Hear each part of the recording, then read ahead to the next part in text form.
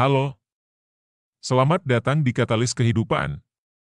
Kali ini kita akan membahas cara fokus belajar berjam-jam dengan 7 tips efektif. Jadi, pastikan kalian tonton video ini sampai selesai ya. Tips pertama, eliminasi distraksi. Salah satu tantangan utama saat belajar adalah distraksi yang dapat muncul dari berbagai arah, baik dari dalam pikiran kita maupun di sekitar lingkungan. Untuk mengatasi hal ini, kita bisa menerapkan dua strategi efektif. Pertama, ada aturan 3 detik yang mengajarkan kita untuk segera kembali fokus ketika menyadari adanya distraksi. Ini adalah pendekatan cepat dan langsung yang membantu menjaga konsentrasi tanpa banyak waktu terbuang. Selain itu, kita juga dapat menggunakan lembar distraksi sebagai alat pencatatan. Lembar distraksi memungkinkan kita untuk mencatat segala distraksi yang muncul selama sesi belajar, dan kita dapat menangani mereka setelah waktu belajar selesai. Dengan kombinasi aturan 3 detik dan lembar distraksi, kita dapat lebih efektif mengelola dan mengurangi gangguan yang dapat menghambat proses pembelajaran. Mengelola distraksi saat belajar memerlukan strategi yang cerdas dan terorganisir. Aturan 3 detik membantu membentuk kebiasaan refleks untuk segera kembali fokus, sementara lembar distraksi memberikan struktur untuk mengevaluasi dan menangani distraksi secara lebih terperinci. Dengan menggunakan kedua metode ini bersama-sama, kita dapat meningkatkan produktivitas dan efisiensi belajar. Sehingga, ketika kita duduk untuk fokus pada pembelajaran, kita memiliki alat yang efektif untuk menangani setiap godaan yang dapat mengalihkan perhatian kita. Dengan begitu, kita dapat mencapai tingkat konsentrasi yang lebih tinggi dan memaksimalkan hasil belajar kita. Tips kedua, target yang jelas atau menggunakan teknik Pomodoro dalam perjalanan belajar. Memiliki target yang jelas merupakan kunci kesuksesan. Salah satu cara yang efektif untuk mencapai hal ini adalah dengan menerapkan metode Pomodoro. Metode ini membagi waktu belajar menjadi blok-blok kecil, yaitu 25 menit untuk belajar intensif diikuti dengan istirahat singkat selama 5 menit. Dengan menentukan jumlah soal atau materi yang akan diselesaikan dalam setiap sesi belajar, kita memberi arah yang jelas pada upaya pembelajaran kita. Pomodoro memberikan struktur yang membantu kita untuk tetap fokus pada tujuan belajar tanpa merasa terbebani, sekaligus memberikan waktu istirahat yang sangat dibutuhkan untuk merelaksasi otak dan menjaga konsistensi. Metode Pomodoro tidak hanya memberikan kejelasan pada target belajar, tetapi juga membantu meningkatkan produktivitas. Dengan mengalokasikan waktu belajar dalam sesi-sesi singkat dan terfokus, kita dapat mencegah kejenuhan dan kelelahan mental. Jumlah soal atau materi yang ditentukan pada setiap sesi menjadi panduan yang membantu mengukur kemajuan dan mempertahankan konsistensi belajar. Selain itu, waktu istirahat 5 menit antar sesi belajar memberikan kesempatan bagi otak untuk merefresh dan mempersiapkan diri untuk sesi berikutnya. Dengan demikian, penerapan metode Pomodoro tidak hanya membuat target terasa lebih terjangkau, tetapi juga menciptakan lingkungan belajar yang lebih efisien dan produktif. Tips ketiga, aturan 4%. Untuk meraih kemajuan lebih signifikan dalam pembelajaran, kita dapat menerapkan prinsip aturan 4%. Artinya, kita menantang diri sendiri dengan menetapkan target jumlah soal atau materi yang 4% lebih tinggi dari kemampuan sebenarnya. Misalnya, jika kita biasanya mampu menyelesaikan 100 soal, kita akan menetapkan target 104 soal. Hal ini bertujuan untuk menciptakan suatu tekanan positif yang mendorong kita untuk melampaui batas kemampuan dan memaksimalkan potensi belajar. Aturan 4% tidak hanya sebagai cara untuk menetapkan standar yang lebih tinggi, tetapi juga sebagai metode untuk mengembangkan daya tahan mental dan meningkatkan kemampuan belajar secara keseluruhan. Aturan 4% menjadi alat yang efektif dalam membentuk mentalitas tantangan dan kemampuan adaptasi terhadap tingkat kesulitan yang lebih tinggi. Dengan menghadapi tugas belajar yang sedikit lebih sulit dari biasanya, kita dapat melibatkan otak dalam pemecahan masalah yang lebih kompleks, yang pada gilirannya memperkuat koneksi sinaptik dan meningkatkan kapasitas kognitif. Selain itu, menetapkan target yang lebih tinggi melibatkan aspek motivasi yang positif, karena kita merasa bangga dan terdorong ketika berhasil mencapai atau bahkan melampaui aturan 4%. Dengan demikian, aturan 4% bukan hanya sekadar strategi menetapkan target, tetapi juga suatu cara untuk membangun daya tahan mental dan mengasah kemampuan belajar kita secara berkelanjutan. Tips keempat, stasiun pengecasan. Buat stasiun pengecasan sebagai reward setelah mencapai target belajar. Hal ini dapat menjadi motivasi ekstra dan memberikan dorongan positif. Ingat, reward bisa berupa sesuatu yang kita nikmati atau trigger tertentu yang memicu kebahagiaan. Dalam perjalanan belajar, menciptakan stasiun pengecasan dapat menjadi kunci untuk memotivasi diri sendiri. Stasiun pengecasan adalah suatu area atau aktivitas yang kita siapkan sebagai hadiah setelah berhasil mencapai target belajar. Hal ini dapat mencakup berbagai bentuk, seperti memberi diri kita waktu untuk menikmati camilan favorit, menonton video singkat, atau bahkan berjalan-jalan sejenak.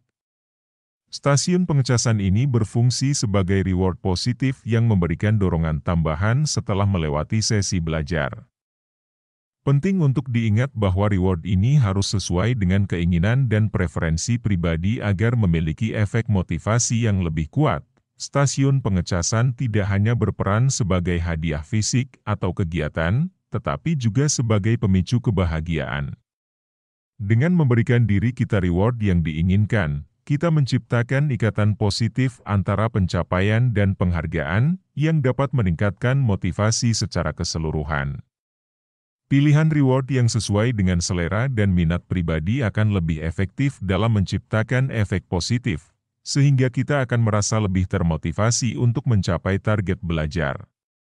Dengan mengintegrasikan stasiun pengecasan ke dalam rutinitas belajar, kita tidak hanya merayakan kemajuan, tetapi juga menciptakan pengalaman belajar yang lebih positif dan menyenangkan.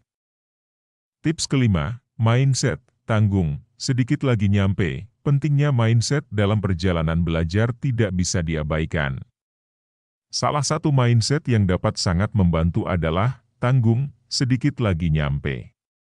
Mengubah cara berpikir kita menjadi lebih bertanggung jawab terhadap proses belajar dapat memberikan dorongan motivasi yang kuat. Ini artinya mengambil kontrol penuh atas keputusan dan tindakan kita selama belajar. Dengan menyadari bahwa kita memiliki tanggung jawab terhadap pencapaian tujuan, kita dapat mengatasi rasa malas atau kelelahan. Mindset ini juga menciptakan suatu kewajiban pribadi untuk terus bergerak maju, terutama ketika kita merasa sulit atau terjebak dalam tantangan belajar. Selain mengadopsi mindset tanggung jawab, penting untuk selalu mengingat perjalanan belajar yang telah kita tempuh. Terkadang, kita dapat terlalu fokus pada sisa perjalanan tanpa menghargai pencapaian yang telah dicapai. Dengan menyadari betapa jauhnya kita sudah bergerak, kita dapat membangun keyakinan diri yang kuat. Merenung tentang tantangan yang telah berhasil diatasi dan pencapaian kecil yang sudah diraih dapat menjadi sumber inspirasi dan motivasi. Dengan mindset ini, kita akan merasa lebih termotivasi untuk tetap maju dan berusaha keras meraih tujuan belajar kita, karena kita menyadari bahwa setiap langkah kecil membawa kita lebih dekat kepada pencapaian keseluruhan. Tips ke-6, tingkatkan standar. Tingkatkan standar kita terhadap hasil belajar. Jangan puas dengan hasil yang hanya cukup, tapi selalu cari cara untuk meningkatkan kualitas dan kuantitas pembelajaran kita. Penting untuk selalu menetapkan standar yang tinggi terhadap hasil belajar kita. Ini berarti tidak hanya puas dengan pencapaian yang cukup, melainkan selalu mencari cara untuk meningkatkan baik kualitas maupun kuantitas pembelajaran. Menetapkan standar yang tinggi mendorong kita untuk mengevaluasi secara kritis hasil yang telah dicapai dan mengidentifikasi area yang dapat ditingkatkan. Dengan begitu, kita tidak hanya berfokus pada pencapaian minimum, tetapi juga merangsang pertumbuhan dan perkembangan yang berkelanjutan dalam proses belajar. Tingkatkan standar tidak hanya berarti mengejar nilai tinggi, tetapi juga melibatkan proses peningkatan kualitas dan kuantitas pembelajaran.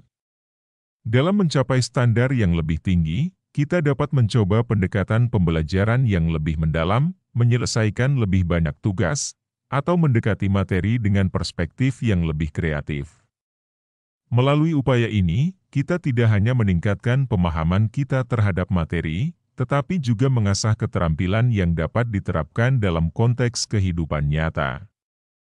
Dengan menetapkan standar yang tinggi, kita memberi diri sendiri tantangan untuk terus berkembang dan meraih hasil belajar yang lebih baik dari waktu ke waktu. Tips ketujuh, apa ekspektasimu dalam perjalanan belajar? Menetapkan ekspektasi untuk diri sendiri adalah langkah krusial untuk mencapai konsistensi. Artinya, kita perlu berkomitmen untuk hadir setiap hari dalam proses belajar.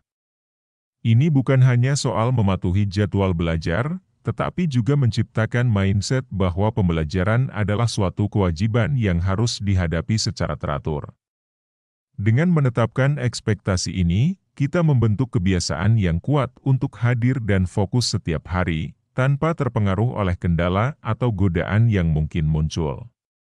Konsistensi harian ini, seiring waktu, menjadi fondasi yang kokoh untuk mencapai tujuan belajar jangka panjang. Konsistensi menjadi kunci utama dalam mencapai tujuan belajar jangka panjang. Tanpa konsistensi, upaya belajar kita mungkin akan tersebar dan sulit untuk mencapai hasil yang diinginkan. Ketika kita hadir setiap hari dalam proses belajar, kita membentuk pola pikir yang menekankan pada pertumbuhan dan perkembangan berkelanjutan.